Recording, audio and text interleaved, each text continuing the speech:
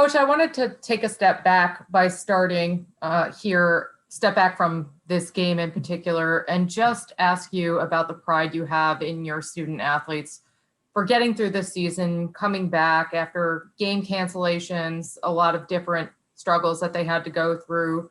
How would you encapsulate their spirit of 2020? Well, I bet I'd give a better answer in a couple days, but they fought. I appreciate their love for each other. Was it pretty? No, especially the second half. We've got to learn to finish. Congratulations to Whit and that team for coming back. But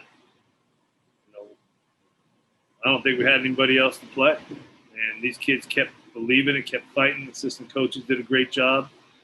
I don't think we had another D tackle that could play. I'm not sure we had another safety that could play. We had to take a timeout because of the helmet because we didn't have anybody else. So they didn't let that distract them, and that, again, goes to the assistant coaches, not accepting excuses and continue to coach them and learn. And this needs to fuel our offseason. You came out of the gates pretty strong. You obviously had 2 weeks preparing for two different teams. What did you think of the first half? I love the first half. Defense played great. Offense was efficient, moving the ball. Second half's a completely different story. Drew Lisk came in the second half. Do you think that he was the biggest difference?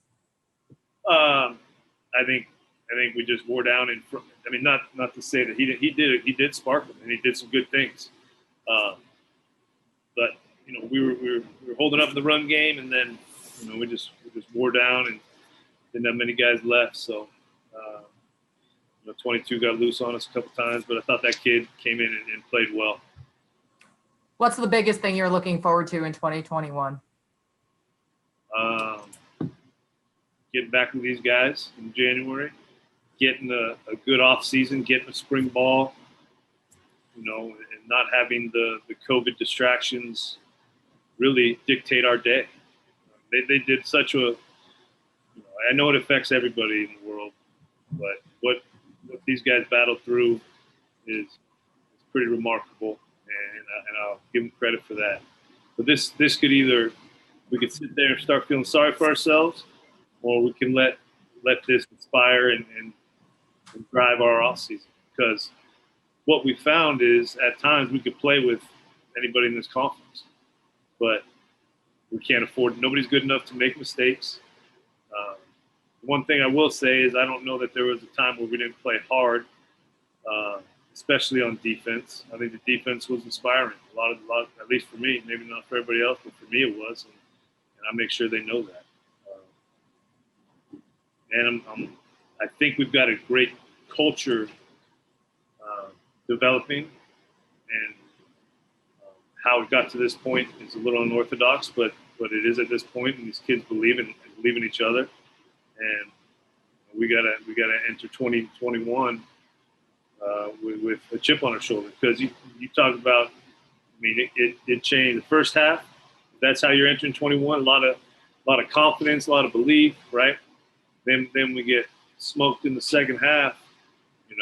That's going to take some internal fortitude to pull ourselves back up and go back to work. So.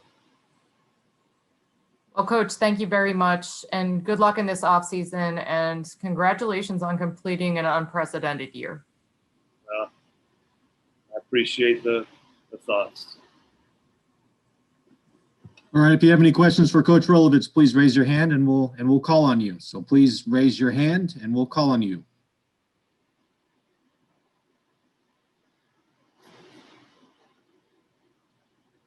All right, Matthew Coles, go ahead, Matthew.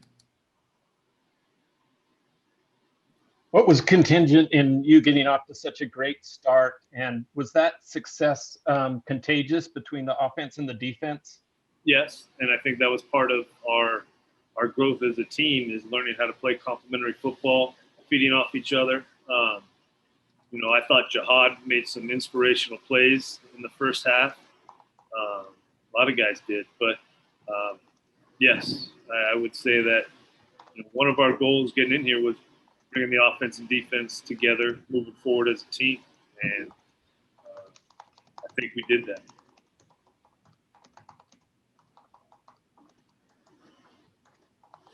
All right, Cody from the Evergreen. Go ahead, Cody. Hey, Coach. Jameer Calvin had his best game of the season and seemed to, be playing really well out there. What did you see from him? And I know you mentioned kind of he had great practices leading up to this. So were you expecting a game like this from him? Yeah, and I was expecting him to have a big day at Cal too, to be honest with you. There's still some detail stuff we can do in all the receivers, especially when things got tight. I think we were lacking in the area of details. But I was, he was one that we, I don't know if you want to call it challenged or talk with, and the buy-in he's given the last 2 weeks, I think he would have had a great game at Cal too. It's good to see him have a touchdown and then the big play down the sideline. That's kind of what we were missing most of the year. And obviously Max Borghi returned this game and was an integral part of the offense. What was it like kind of having him as just another guy to use on the offense? Oh, he's a great weapon. And having him and Dion together really has, that's a solid pair as any on our team at that position. So I think it meant a lot to him to get out there. He worked hard to get back, and patience and the frustration, and I think everyone got a chance to see his talent level. One of the things kind of about his performance today, he only got one catch. Was that a scheme thing that just kind of happened, or was it on purpose that he wasn't that involved in the receiving game? I'm not sure what you mean by that. Like, are you referencing how many catches he had last year? Yeah, kind of in a way. Just being this is the first time we've got to see him in this new offense. Is that something to expect, that he won't be as involved in the receiving game? I think we've said that all along, that he probably won't be as integral in the receiving game, and getting more carries than maybe what everyone's used to. All right, any other questions for Coach Rolovich? Please raise your hand and we'll call on you. We've got time for a couple more. All right, Alan, over in Spokane or Seattle TV. Go ahead, Alan.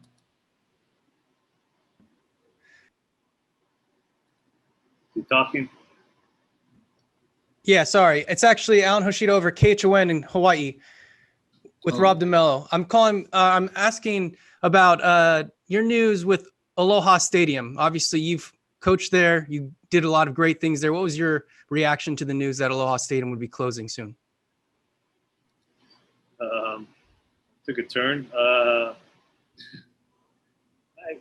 Sad. I got so much of my life kind of growing up in that stadium. I think it's meant a lot to so many people, fans, kids, players. It's got a character and identity that's very unique, and for me, it's sad to hear that it would rumble for its last time. But just like when Aloha Stadium opened in 1975 and Honolulu Stadium was not there anymore, I guess it's time for a new beginning, and I hope the people of Hawaii get a place where they can watch their Warriors play. And then just to follow up, is there any memory or game or anything that stands out to you that kind of popped into mind when you heard the news? I just thought about all the great moments I had with teammates. Probably more as a player than as a coach, but I mean, a lot of great games, a lot of great plays. It really was a magical place, and I'm sure a lot of people have very fond memories of it. Thanks, Coach. You're welcome.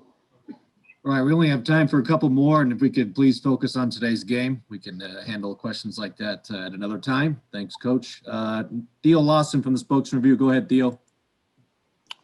Hey, Nick, you guys lost Dallas Hobbs in the first half, and then Jihad and both Jade and Dolores seemed to be kind of banged up in the second half. How do you think that may have affected the team's mindset at all in the second half as Utah started to kind of make their comeback? Well, Dallas, I mean, Jihad was playing his butt off. Dallas hurts because we were already thin at that position, and Dallas had been a warrior for the whole season in there, making a bunch of plays. I know he was emotional. It's not how he wanted to go out, but it really hurt the what depth we had left at the tackle. Kind of withered away. So, and Jihad, a couple. I think one was a cramp, but Sherm came in and Justice and saw Trey out there, so we had at least a decent rotation at that position. Jaden, obviously came out, felt like he'd go back in, and then by the time, just kept bothering him, so we went with Cam. Did you sense any complacency maybe at halftime, or was it more just executional and Utah kind of flipping things around on their end? I didn't necessarily sense complacency. I got after him for the personal fouls because that put us in a bad place, right? We had kicking off from the 20. We ended up getting a block in the back, which didn't make it as bad, but that could have turned the game right there. And I think those are selfish penalties, and focused on that a little bit. Thank you. You're welcome. All right, Joe McHale, Spokane TV. Go ahead, Joe. Coach, I just have one question for you, and I wanted to ask about, the off season. Typically, I feel like by the end of the year, guys are ready for a break, coaching staff ready for a bit of a break. But this season, with it getting started so late and having the couple games get canceled, really didn't feel like you ever had a chance to get going. Just how much are you fired up for the preparation for next year, and how much do you think the team is ready to move into this off season and not really wanting to take as much time off and just get after it? Well, I don't know that they're football worn. I think they're more just COVID worn. You know what I mean? I think they need time to give with their families. I think they need time to just decompress, not from necessarily football, but just the mental stress of the daily changes and things that happen. And I mean, I appreciate their willingness to adjust and kind of fight through it, but I think it's more of a wear and tear that way. But we really didn't get a full football season to be worn out from, in my opinion. So, I'm praying that we have a little more normalcy to a year. Get them excited to see what we can develop like in the weight room in the winter. I felt COVID threw wrenches in our schedule. You had to be a little more sensitive to things that were happening to people, and I'm hoping that ends to a point where we can be even more demanding on these guys because of, and maybe that was wrong on me. I just was very conscious of how the things they were going through, and I just told the team that. I said, don't come back in January expecting this to be, we're going to turn up the heat a lot. And not that we're going to be screaming and yelling and demeaning them, but we're going to be even more demanding with the full off season. And probably it was good for us because we weren't playing. I mean, we had a good first half and there were some good things happening, but we still can be better, more detailed. We got a lot more to put in. I feel like we're maybe a little bit past spring ball, and this is going to give us a chance to demand the details needed to be great. Thanks, next Coach. Next one, Coach Dale Grummert from the Lewiston Tribune. Go ahead, Dale. Nick, can you say how many guys you had available today? Yeah, Bill's got it.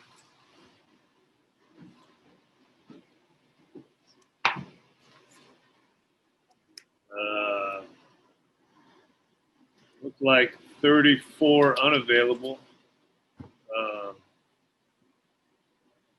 We got on the plane we were right at 53 scholarship players. I know that. So even if we got to 52 or 51, I mean, at that point we were still going to play. But how many we travel? 68, 70 total, maybe 70. We were able to travel. So. We heard about the one positive test yesterday. Did you have guys that were made unavailable through protocol as well? Wait, I don't know what you're talking about. Contact tracing. Were you missing guys through contact tracing in addition to the one positive test? Hold on. I'm sure we were. I don't have those details. I'm sorry, Dale. Okay, thank you, Coach. Okay. All right, last one. Matthew Coles again. Go ahead, Matt. Did Delora get hurt on that sack, and how did that change things for your offense when he had? What'd you say? Did your quarterback get hurt on that sack where he got kind of his legs twisted, and how did that change things for your offense when you had to bring in the backup? Well, that's when he got banged up. It shouldn't change anything. I thought Cam had been really getting better over the last couple of weeks, starting to find himself with the drop. I thought he had some confidence, and that happens in football games. So, but I believe it happened on a sack. Yeah.